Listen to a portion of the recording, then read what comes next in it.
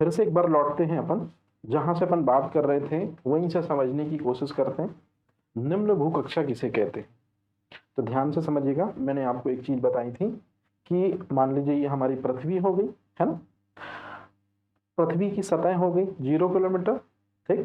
पृथ्वी की सतह से 0 किलोमीटर से ऊपर हम जाते हैं तो 100 किलोमीटर में कैरमन लाइन मिलेगी, मतलब वायुमंडल। तो यहाँ पे सैटेलाइट नहीं डालेंगे हम। 50 किलोमीटर और ऊपर ले लिया हमने, तो कितना हो गया? 150।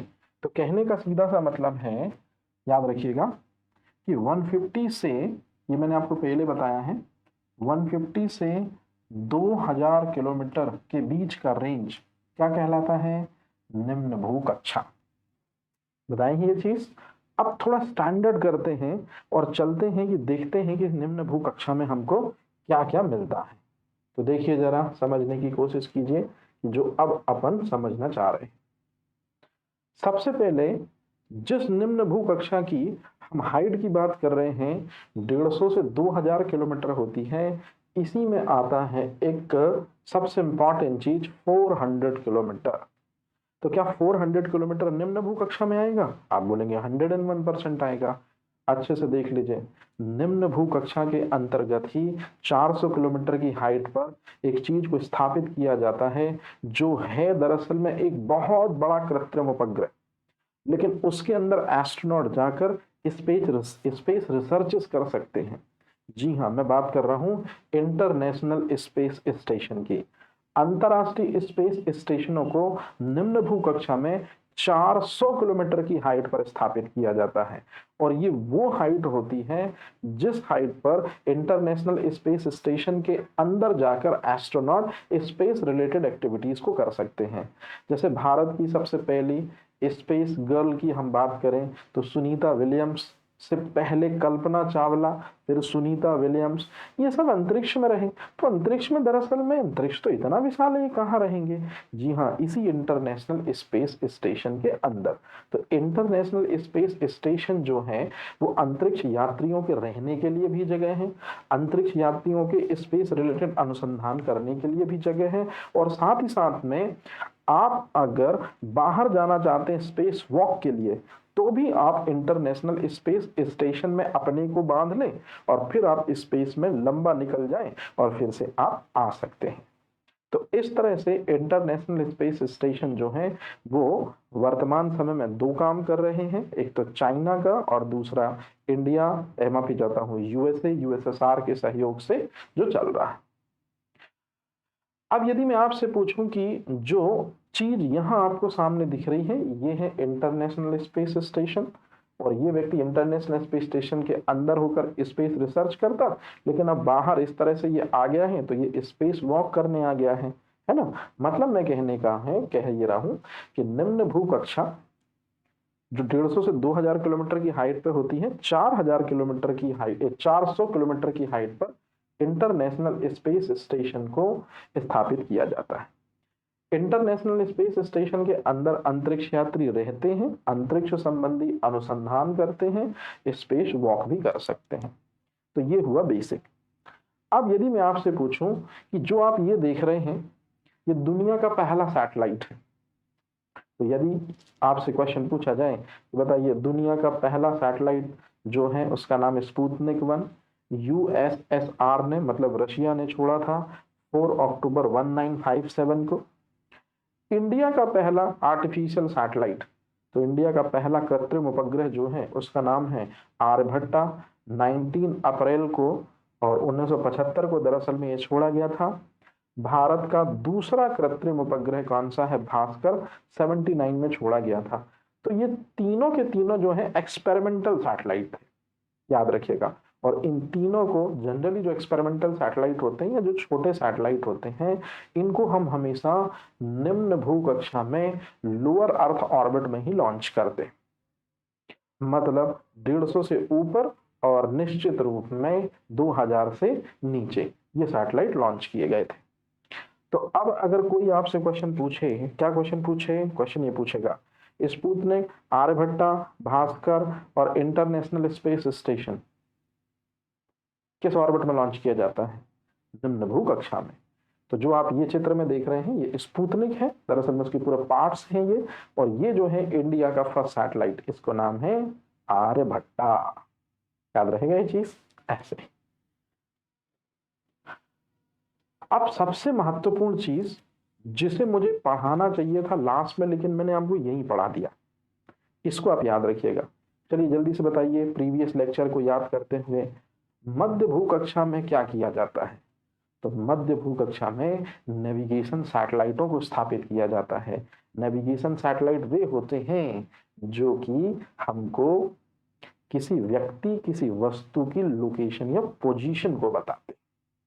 तो अब अगर कोई आपसे पूछे कि बताइए जरा अमेरिका का जीपीएस कौन है, तो आपको याद रखना है कि जो अमेरिका का जीपीएस है, याद रहेगा, तो अमेरिका के जीपीएस का नाम है नेपस्टार। अमेरिका के जीपीएस का नाम क्या है? नेपस्टार। और जीपीएस मैंने बताया था, जीपीएस दरअसल में सैटेलाइटों से लैस सिस्टम होता है। जब हम बहुत सारे सैटेलाइटों की मदद से पूरे पृथ्वी को कवर करते हैं तो इसी को हम कहते हैं GPS system, global positioning system. और अमेरिका दुनिया का वो सबसे पहला देश है जिसने सबसे पहले विश्व में जीपीएस कार्यक्रम को शुरू किया था। तो सबसे पहले जीपीएस कार्यक्रम को शुरू करने वाला देश कौन था? यूएसए। किस चीज की मदद से? तो यूएसए ने सबसे पहले पृथ्वी को सैटेलाइटों की मदद से पूरे तरह से कवर करके, मतलब अर्थ को पूरी तरह से सैटेलाइटों से कवर किया था। निश्चित रूप में सबसे पहले किसने? यूएसए ने। और नाम क्या दिया था? नेपस्टार। तो यदि मैं आपको पूछूं क्वेश्चन, थोड़ा सा धुंधला लग रहा है लेकिन मैं आपको बताता चल रहा हूं, जो जीपीएस है यूएसए का, ये सबसे पहले किसने अपने लिए लोकेशन के लिए बनाया था? Department of defence. तो जो जीपीएस अमेरिका का है जिसका नाम है नेपस्टार, वो अमेरिकी रक्षा बलों के द्वारा तैयार किया गया था। इसकी शुरुआत आर्मी ने 1973 से अपने पर्सनल यूज में करी थी, नेविगेशन के लिए, चीजों का पता लगाने के लिए, लोकेशन के लिए। लेकिन लोगों के लिए, सिविलियन यूज के लिए ये साल 1994 से सेवा ओपन कर दी जाती है। तो कहने का मतलब ये है कि जब दिए गए किसी समय में किसी वस्तु की लोकेशन और किसी वस्तु के बारे में यदि हमको कोई जानकारी पता लगाना है, चाहे कोई भी वेदर कंडीशन हो, चाहे कैसी भी ऋतु हो, तो कोई भी ऋतु में किसी भी ऑब्जेक्ट की स्थिति या पोजीशन या लोकेशन यदि हमको पता करनी है तो निश्चित रूप में ये जीपीएस की मदद से करेंगे। अब सवाल पैदा होता है कि अमेरिका ने पूरी पृथ्वी को कितने सैटेलाइटों की मदद से कवर किया था? तो इस तरह से 24 सैटेलाइटों की मदद से अमेरिका ने पूरी पृथ्वी को कवर किया था और नाम दिया था नेपस्टार। इसी तरह से यदि यूएसए का जीपीएस है तो फिर रशिया का भी जीपीएस होगा। रशिया के जीपीएस का नाम है ग्लोनस। यहाँ ग्लोनस का मतलब है global orbiting navigation satellite system. तो ये ग्लोनस जो है ये कहाँ का जीपीएस है? रशिया का। अमेरिका के जीपीएस का नाम क्या कहलाता है? नेपस्टार। जीपीएस क्या है? सैटेलाइटों की वो व्यवस्था जिससे पूरे पृथ्वी को घेरा जाता है, सैटेलाइटों की वो व्यवस्था जिससे पूरी पृथ्वी को कवर किया जाता है। अच्छा, अब यदि हम चलते हैं ग्लोनास, तो ग्लोनास की शुरुआत कब से हुई? 2003 से। अब अगर मैं पूछूं कि कार्यक्रम कब एंड हुआ, मतलब पूरे सैटेलाइट पूरी तरह से भेज कब दिए गए? 2016 में। और इंडिया भी 2004 से ग्लोनास को यूज कर सकता है, लेकिन सिर्फ शांतिमय उद्देश्यों के लिए, याद रखिएगा, है ना। दरअसल में मैं आपको एक चीज बता दूं, साल 1999 में कारगिल वॉर हुई थी, आपने सुना होगा। कारगिल वॉर में क्या हुआ था कि अटल जी जो प्रधानमंत्री थे उस समय, तो जो पाकिस्तानी टेररिस्ट लोग थे वो कहां पर? घाटी में ऊपर चले गए थे। हमने अमेरिका के जीपीएस से बोला, अमेरिका का जीपीएस नेपस्टार है, तो अमेरिका के जीपीएस नेपस्टार सिस्टम से जो लोग इसको कमांड करते हैं, रक्षा वाले लोग, हमने उनसे बोला कि आप पाकिस्तान के जो टेररिस्ट हैं वो ऊंचाई पर बैठे हुए हैं, क्या आप हमें उनकी लोकेशन दे सकते हैं कि वो कहां पर हैं? यूएसए ने साफ मना कर दिया। निश्चित रूप में यूएसए ने मना कर दिया, इसलिए भारत ने इसी मना से प्रेरित होकर बनाया था याद रखिएगा, क्या बनाया था? नाम है उसका अपना खुद का जीपीएस, जिसको नाविक कहते हैं। लेकिन नाविक इंडिया का जीपीएस नहीं है, नाविक इंडिया का आरपीएस है। इसके बारे में मैं आगे बात करूंगा। तो जब यूएसए ने जीपीएस देने से मना कर दिया, तो फिर 2004 में पीसफुल पर्पसेस के लिए ग्लोनास का यूज हम कर सकते हैं, ऐसा रशिया ने इंडिया को बोला। चाइना जो है, इसके जीपीएस का नाम क्या है? बेदेव, इसे कंपास भी कहते हैं। और यूरोपियन यूनियन, याद रखिएगा, यूरोपियन यूनियन के जीपीएस का नाम है गैलीलियो। तो कहने का सीधा सा मतलब ये कि इस तरह की जो चीजें हैं ये आपको याद रखनी है और ये बहुत ज्यादा काम में आती है। अब यदि मैं आपसे पूछूं एक सबसे इंपॉर्टेंट क्वेश्चन कि जीपीएस सिस्टम क्या है, ये आपको समझ में आ गया होगा। अब आप जरा इस नंबर को देखो, नेपस्टार में 24 सैटेलाइट, ग्लोनास में 26 सैटेलाइट हैं, 35 सैटेलाइट हैं बेदेऊ में कैंपस में, और 30 सैटेलाइट हैं आपके जो सबसे लास्ट में है गैलीलियो। तो बताइए सबसे ज्यादा नंबर ऑफ सैटेलाइट किसके पास है? या सबसे ज्यादा नंबर ऑफ सैटेलाइट ने पूरी पृथ्वी को घेर कर लोकेशन ट्रेस करने के लिए, इंफॉर्मेशन लेने के लिए किसने जीपीएस सिस्टम को बनाया है? तो इसमें चाइना बाजी मार के ले जाता है। चाइना के पास में 35 जो हैं, क्या है, 35 सैटेलाइट हैं जिनसे पूरी अर्थ सबसे ज्यादा कवर की गई है। तो ये चीज आपको याद रखनी है। अब मैं आपको ये बता रहा हूं जो मेरे को बिल्कुल बेसिक बताना था कि जितने भी जीपीएस होते हैं, अरे भाई जितने भी जीपीएस है ना सैटेलाइट होते हैं, इनको हम हमेशा 20,000 किलोमीटर की हाइट पर डालते हैं। और जी हाँ, 20,000 किलोमीटर की हाइट का मतलब आपको पता चल गया, मध्य भूकक्षा।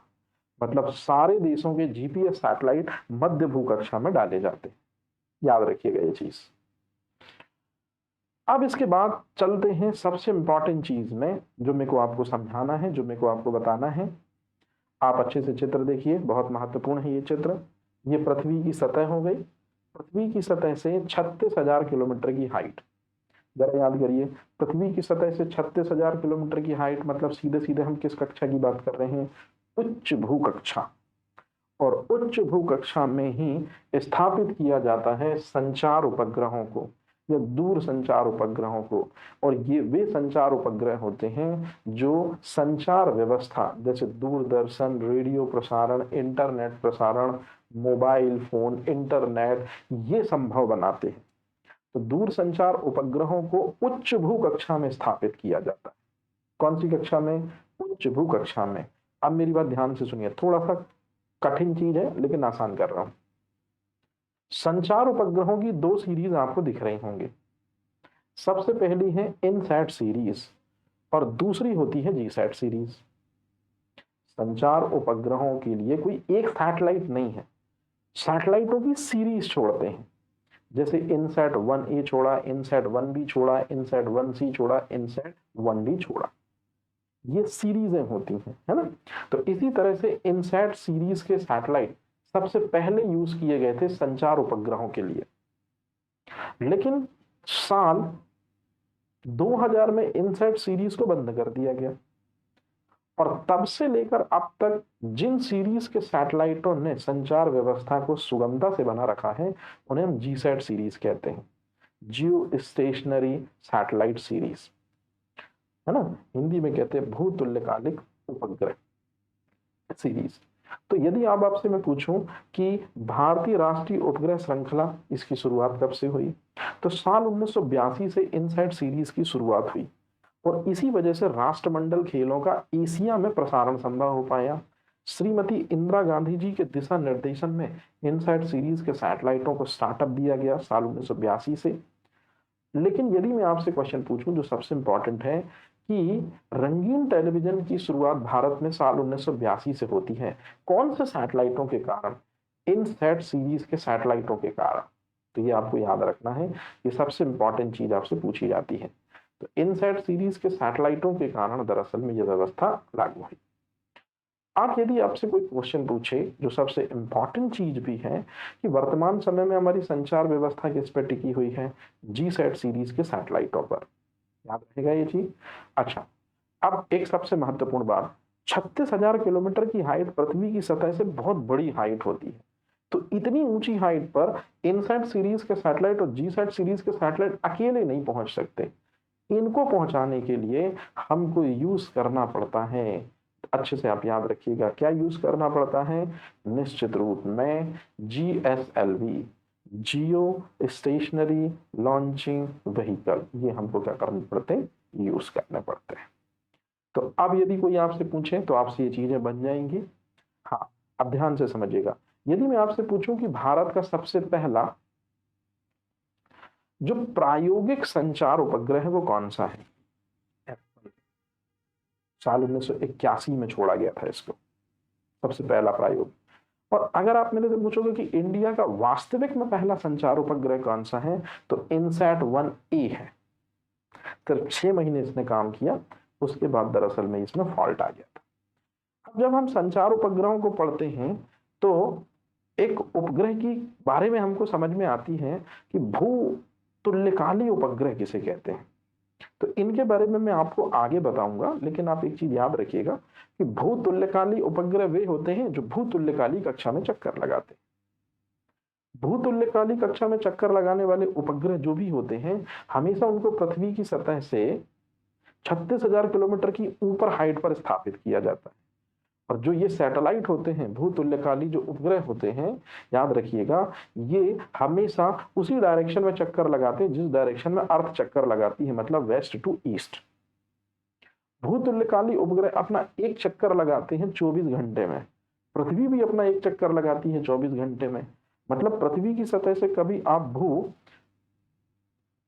स्थिर उपग्रहों को या भूतुल्यकाली उपग्रहों को देखो तो आपको ये स्थिर ही दिखाई देंगे, स्टेबल ही मिलेंगे, इसलिए इनको भूस्थिर उपग्रह कहते हैं। तो जो चीज मैंने आपको समझाई ये वही चीज लिखी है कि संचार उपग्रहों की 2 सीरीज हैं, INSAT series, GSAT series. INSAT series की शुरुआत 82 से हुई थी, वर्तमान समय में जीसैट सीरीज चल रही है। जीसैट सीरीज में जितने भी भूतुल्यकाली उपग्रह हैं और भूस्थिर उपग्रह हैं, इनको 36,000 किलोमीटर की हाइट पर डाला जाता है। 36,000 किलोमीटर की हाइट पर ही संचार उपग्रहों को व्यवस्थित करके या स्थापित करके हम ज्यादा से ज्यादा संचार व्यवस्था को बेहतर बना सकते हैं। ये आर्थर सी क्लार्क का ही स्टेटमेंट है।